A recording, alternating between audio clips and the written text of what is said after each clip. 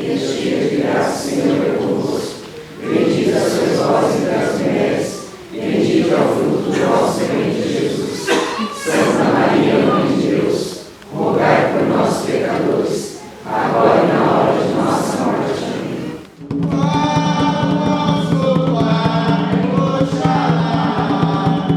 Amém. A literatura da Umbanda, ela perpassa, né, três grandes religiões, ou três grandes formações religiosas, né? Então a Umbanda ela é vinculada ao espiritismo, ao candomblé e ao catolicismo. É como se a Umbanda pegasse os elementos dessas três religiões e sintetizasse em um único culto. Nós temos que entender que espiritualidade não está necessariamente ligada a uma instituição religiosa. Nós temos que entender que a espiritualidade nasce no homem. É da natureza do homem ligar-se ao espiritual. Então, se nós olharmos os povos primitivos, onde a religião ainda não era institucionalizada, o que a gente vai perceber é que a espiritualidade já fazia parte, a forma como eles olhavam para o céu, a forma como eles olhavam para a mata, a forma como eles olhavam para o sol, enfim, todos os fenômenos da natureza. Eu me chamo José Francisco, hoje eu tenho 50 anos, venho de uma família umbandista, na verdade começou no kardecista, na mesa branca, minha avó, depois a minha avó mudou para Umbanda, que aí veio a minha mãe, Com 6 anos de idade eu fui para a tabaca, os tambores da Umbanda. Com 14 anos aí entrei já para a gira, para começar a desenvolver. E com 16 anos comecei a dar meus primeiros incorporação. Vamos falar assim, eu sou acostumado a falar primeiros gritos de caboclo, os primeiros gritos de preto velho. Eu comecei com 16 anos. Com 26 anos, fui coroado como pai pequeno da casa. E com 37 anos, eu fui coroado como um zelador de casa. Que aí já peguei o título, o cargo maior da casa, como pai de santo ou zelador de casa, padrinho ou madrinha. E aí eu abri a minha casa, com 37 anos, e estou até hoje, que é um terreiro Pai Benedito das Almas, e acabou com seus 7 demandas.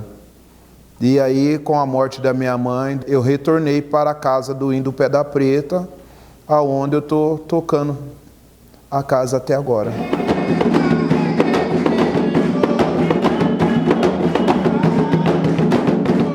Tenho 5 filhos, do meu primeiro casamento com a dona Zenilda, uma grande mulher, me deu 2 filhas, Tatiane e Ana Cláudia.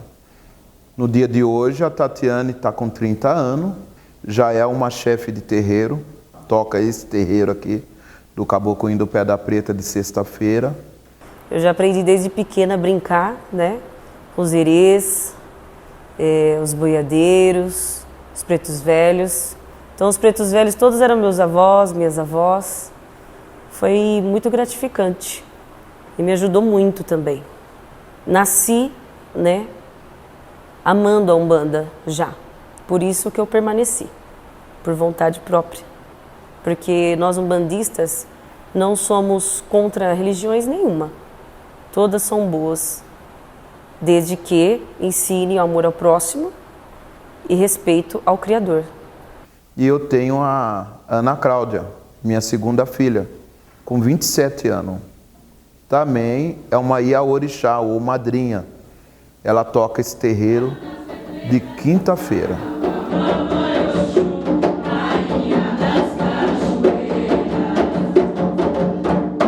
É um trabalho muito bonito, que eu tenho muito orgulho. Eu passei de Ogã para Tronqueira e após isso daí, com a doença da minha avó, infelizmente, eu comecei a dirigir os trabalhos e é uma coisa que particularmente eu estou gostando muito, tem muitos desafios, porque é um olhar interno para a gente todo o trabalho. Eu bato na tabaque, eu canto, Eu também acendo vela para os guias quando eles vão dar passe, os guias me dão gira. Eu também às vezes fico aqui na gira junto com a minha mãe. do lado dela, aí eu fico lá com ela. Para mim ela é uma religião muito boa, para mim ela me traz bastante alegria, me traz bastante energia boa.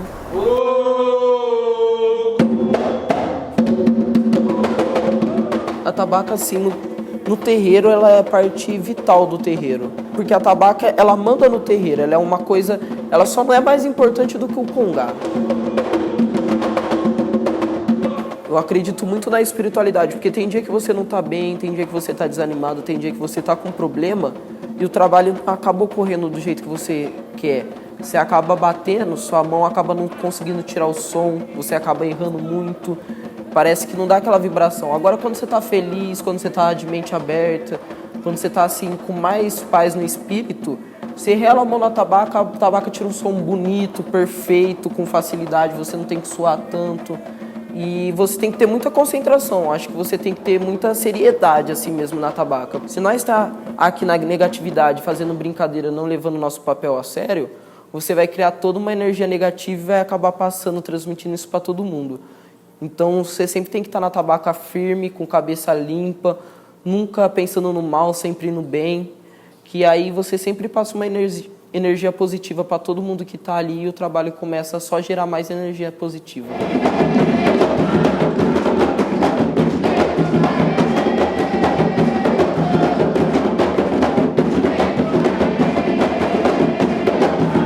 A Umbanda é uma religião nova, recente, né, enquanto formação. A Umbanda ela pegou alguns elementos dessas três religiões, o Espiritismo, o Catolicismo e o Candomblé, né, e formou o seu culto. Quais são esses elementos? Do Candomblé vem a crença nos orixás. Então a Umbanda elegeu 7 orixás, e aí cada terreiro trabalha, né, com os orixás da afinidade do regente. Ogum, Xangô, Iemanjá, Oxum, Inhaçã, esses são os orixás. Ogum, como os negros vieram da África, lá eles trabalhavam com Ogum orixá. Aqui na senzala eles já não podiam trabalhar com Ogum orixá. O que eles fizeram? Colocaram São Jorge, que é um santo católico. Então é isso que tem essa semelhança entre Ogum e São Jorge. Tá? É um guerreiro que usa espada, que abre caminho, que defende, que não foge de uma luta. Filhos de Ogum são estourados, são bons. Tá? Pode ser que ele explode ali na hora, mas depois, no outro dia, ele está em paz com você. Ele não guarda isso aí dentro do seu coração. Xangô. Santo Xangô africano. Para aqui no Brasil, já vem São Jerônimo, São João Batista. A gente comemora Xangô 2 vezes ao ano aqui, tá? Tem o São João Batista, aquele que batizou Jesus, e aquele que a gente comemora em julho, aí dia 24, Xangô trabalha o quê? Na justiça. Filhos de Xangô são muito assim justos, tá? Não gosta de mentira. Oxóssis, irmão de Ogum, irmão de Exu, filho de Iemanjá. Na África ele é Oxóssi, caçador, e aqui no Brasil a gente colocamos ele São Sebastião. São Sebastião é os protetor da mata, tá? Oxóssi é das matas. Oxóssi a gente pede muita saúde, porque as ervas têm a medicina das ervas, Oxum é Nossa Senhora da Aparecida, a deusa da água doce, das fontes, do rio. Uma mulher da Oxum é doce, tá? Igual mel. Mas não se engane não pise no calo dela não, tá? Se pisar no calo dela, você vai chupar um mel com gosto de pimenta.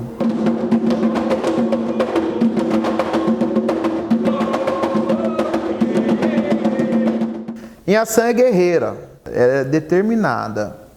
Eu vou fazer isso, eu vou fazer isso. Eu quero isso, eu vou fazer de tudo para conseguir isso.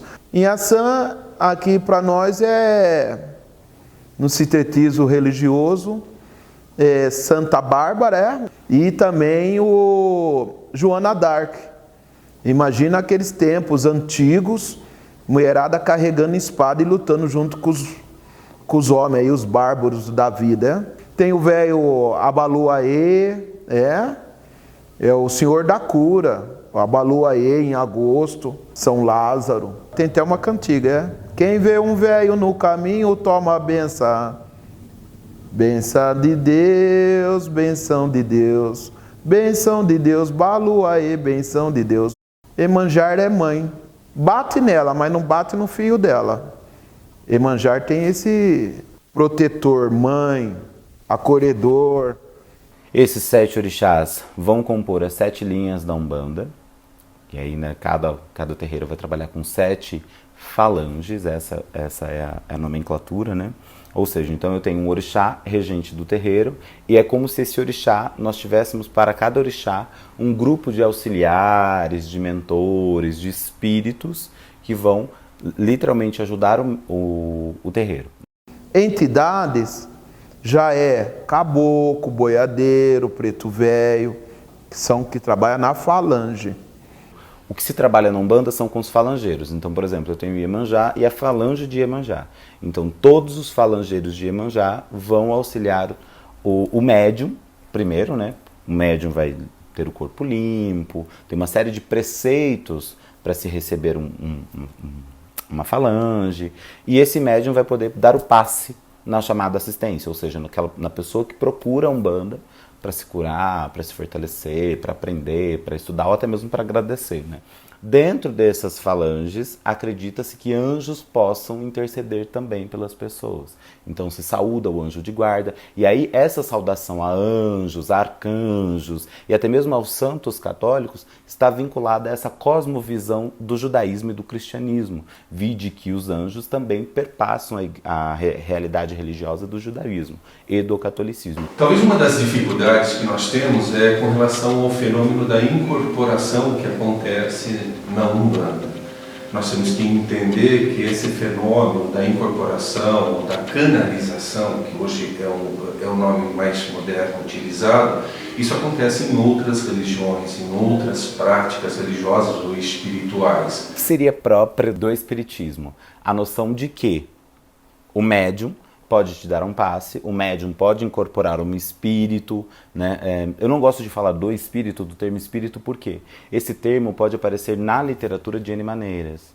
Então você pode falar, o médium está incorporando um egum, e egum não se incorpora. Então nessa noção da incorporação, eu acho ela muito, nós temos que trabalhar com muito cuidado a noção da incorporação, né? Então, e essa noção perpassa o espiritismo, né? No espiritismo existe um estudo antes de cada sessão, e aí os médiuns do espiritismo podem, porventura, incorporar um espírito determinado, um espírito que rege ali, né, aquela sessão e te dar uma mensagem. E isso na Umbanda também acontece, só que essa mensagem nem sempre é uma mensagem escrita, como acontece dentro do espiritismo. Essa mensagem simplesmente pode vir através de um banho, através de uma oração, através de uma comida que você possa estar fazendo, de um perfume que você possa estar usando, enfim, um chá. Então, dentro da Umbanda, o espiritismo aparece dessa maneira. A verdade é que o homem se afastou muito da natureza. O homem hoje desconhece a natureza. E me parece, por tudo que nós percebemos desse homem tecnológico, que a grande sacada, o grande momento do homem agora é voltar para essa natureza. E a natureza, quando você observa os fenômenos da natureza, tal qual a incorporação, não é algo que necessariamente deve ser explicado, mas ser respeitado. Quando você adentra a mata, a floresta, mais do que entender um ecossistema, é o quanto, como um índio, você consegue respeitar esse ecossistema. O quanto você consegue, como ser humano, olhar para um fenômeno como a incorporação e compreender que lá, sim, pode haver algo sobrenatural. E como o próprio nome propõe, é algo que deve ser respeitado, que deve ser experimentado. Estou chamando os caboclos, mas é pra trabalhar. Estou chamando os caboclos, mas é pra trabalhar. Se a mulher for alta, caboclo vai ter. Se a mulher for alta, caboclo vai ter. E o primeiro orixá que se tem que cultuar dentro do candomblé, o primeiro que se tem que saudar é Exu. Os nossos queridos guardiões.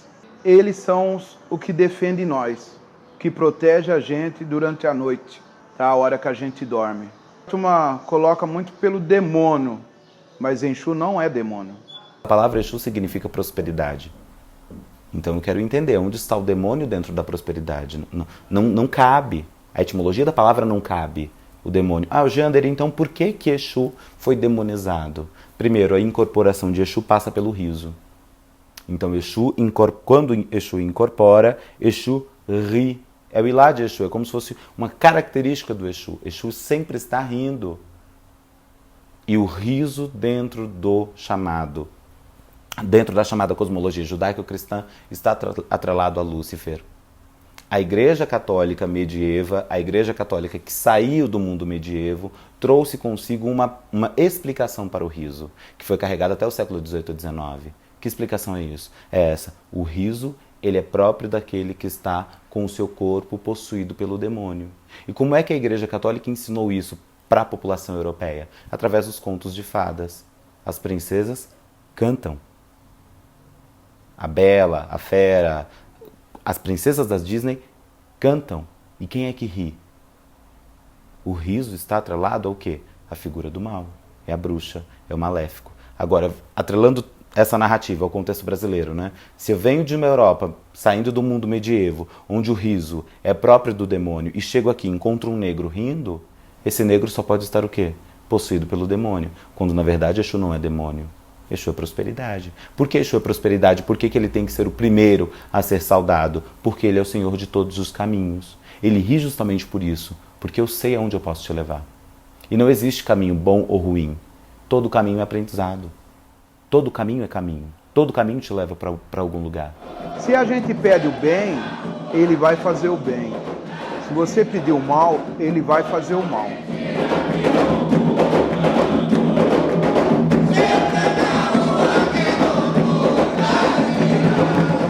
Quando o negro chega dentro do contexto colonial, né? Quando há o processo da escravatura, do cativeiro, enfim, e o negro vai começar a cultuar a sua religião, o branco não entendeu.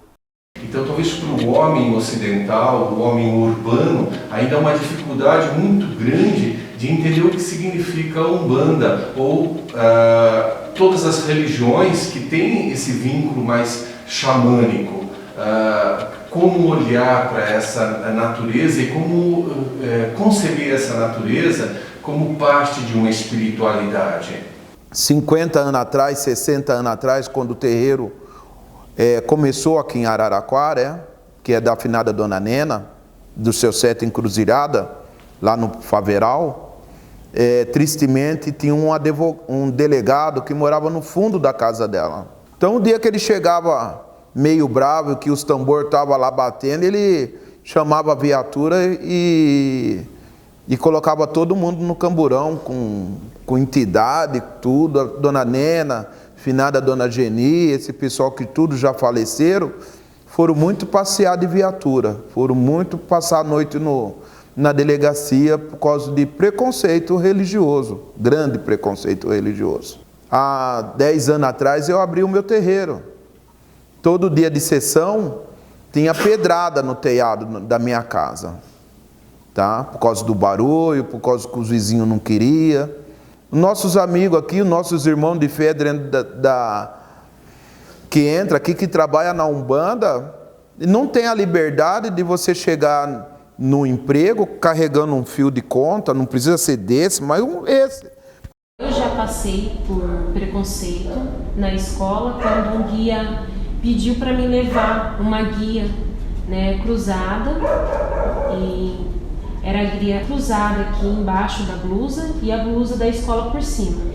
Só que acabaram vendo essa guia e isso daí foi motivo de rejeição, né, entre os colegas ali da escola, e começaram ali uma coisa de bullying, de chacota, né? Eu me senti muito chateada na época, não entendia direito o porquê daquele sentimento, de tudo aquilo lá tá acontecendo, né? Porque para mim, a minha religião sempre foi uma religião como qualquer outra. Quando as pessoas chegavam falando, ai, Umbanda tem matança, porque Umbanda é demônio, porque quando você quer ter a sua mulher de volta, quando você quer amarrar alguém, você vai na Umbanda. Eu soube debater muito bem e mostrar que aquilo era mentira, tirar o preconceito das pessoas. E tem gente que não aceita, mesmo que tá vendo a verdade na frente, ela ainda continua na mentira. Então aquelas pessoas eu simplesmente ignorava.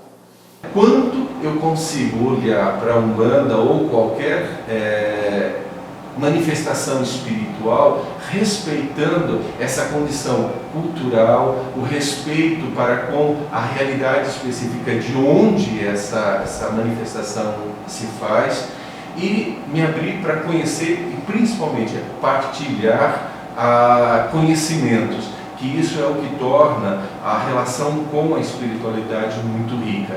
Certamente, quando nós nos fechamos no preconceito, quando nós não aceitamos sentar e dialogar, todos nós perdemos e empobrecemos. Num primeiro momento, são as relações humanas, e segundo, o respeito para com aquilo que aparentemente pode ser diferente, mas não se opõe a quem eu sou ou à minha realidade. Muito me espanta quando as pessoas carregam consigo esse preconceito e não entendem que não é um preconceito religioso, é um preconceito étnico-racial. Há um racismo introjetado dentro dessa estrutura que nós não podemos deixar de falar. Não se tem um preconceito dentro da Umbanda porque porque a Umbanda ela é totalmente negra. O preconceito está inserido no momento em que a Umbanda recebeu os negros. E aí eu tenho um problema. Não é um preconceito. Antes de ter um preconceito religioso, há um preconceito étnico-racial. Porque todo mundo ia no centro espírita, todo mundo vai, toma um passe, recebe uma carta e está tudo bem. E ninguém ataca centros espíritas. Eu nunca vi ninguém queimar um centro espírita. Eu nunca li na literatura, nos jornais, no noticiário, um centro espírita, um dirigente de um centro espírita ser morto. E hoje ainda dentro de Araraquara, o preconceito ainda em cima das religiões afro-brasileiras, 2018, ainda continua, ainda muito grande ainda. Melhorou muito. Hoje a gente não vamos mais passear de viatura, porque hoje a gente sabe que a polícia não pode entrar dentro do nosso terreiro. A gente estudou também, a gente evoluiu. Olhar o legado que nós, brasileiros, brancos, temos que ter com relação aos negros que vieram para o Brasil e nos trouxeram muito além da força humana, da força de trabalho, mas nos trouxeram também um grande legado cultural. E só nisso nós podemos ressaltar a beleza do que significa a Umbanda, do que significa toda a questão cultural que envolve essa manifestação espiritual. E a nós cabe apenas reverenciá-los como um povo que consegue, mesmo diante das adversidades, conhecer não o que nos diverge, mas o que nos converge. Sempre teve julgamento que eu era umbandista, mas eu nunca me senti ofendido, eu nunca me senti que eu deveria sair da minha religião por causa dos outros, porque eu sempre gostei do que eu fiz. Aqui nós estamos para auxiliar essas pessoas com problemas emocionais, espirituais. Essa é a missão que eu prego aqui dentro do meu terreiro. As nossas dores que a gente passa, a gente vem no terreiro para ajudar a curar as dores de outras pessoas também. Em família, a minha religião poder ser assim é maravilhoso. Eu acho que é a melhor coisa da minha vida.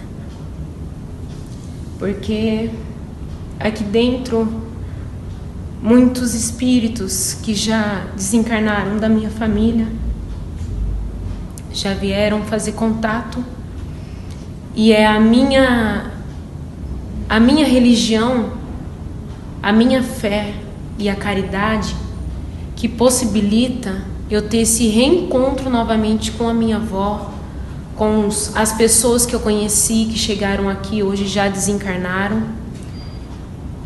e continuar em família.